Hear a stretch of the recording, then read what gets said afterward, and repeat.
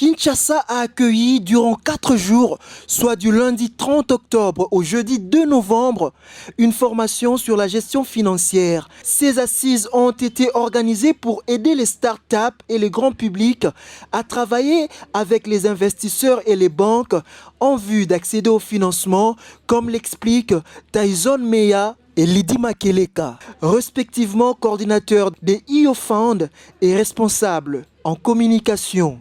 Nous étions ici à Orange Digital Center pendant 4 jours, du 30 octobre au 2 novembre. C'était pour former les créateurs culturels. On a organisé une session de formation sur la gestion administrative et financière des industries culturelles et créatives et aussi l'investissement privé au niveau de créateurs culturels. On a essayé à travers cette formation de pouvoir aider ces créateurs à pouvoir élaborer des très bons projets. Nous avions travaillé avec la banque qui permet à ce que ces créateurs peuvent accéder à certains crédits au niveau de la banque, avoir la connaissance et l'intégration de services financiers pour les créateurs culturels. Alors nous avons pu évaluer certains problèmes sur terrain, entre autres des problèmes de formalisation, de structuration, de réseautage, ainsi que des problèmes de financement pour les industries culturelles et créatives. Alors à notre niveau, nous voyons dans quelle mesure nous pouvons mener des actions qui vont justement pallier à 3 types de problèmes, les problèmes de formalisation, de structuration. Je pense qu'après ça, il y aura un très grand impact dans les secteurs culturels et créatifs ici en RDC. De leur part, les formateurs invitent les participants à utiliser la matière apprise en bon escient.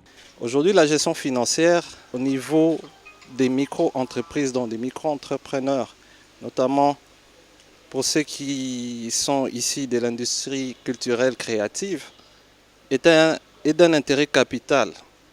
Pourquoi? Parce que ce sont généralement des thèmes qui ne sont souvent pas abordés, mais qui sont à la base de beaucoup de problèmes, même la source de pauvreté. Ce sont les thèmes que nous avons abordés et nous espérons avoir apporté notre modique contribution pour l'essor d'une classe des entreprises congolaises fortes et qui sont fiers de pouvoir respecter les règles de gestion de l'heure. Les bénéficiaires se disent satisfaits d'avoir appris de l'élan pour rendre leur projet actif. J'ai appris beaucoup de choses. Je suis vraiment satisfait. Comme je dis, c'est beaucoup d'informations, mais qui, avec le temps, si je le maîtrise très bien, ça va vraiment être utile pour moi. Je leur demanderai de faire un effort prochainement, que ce soit IOFund ou d'autres institutions qui organisent des formations, il faut participer. Ce projet gigantesque de IOFund va s'étendre dans 6 provinces, notamment le Congo central, Haut-Katanga, la Chopo, Nord et Sud Kivu et Kinshasa.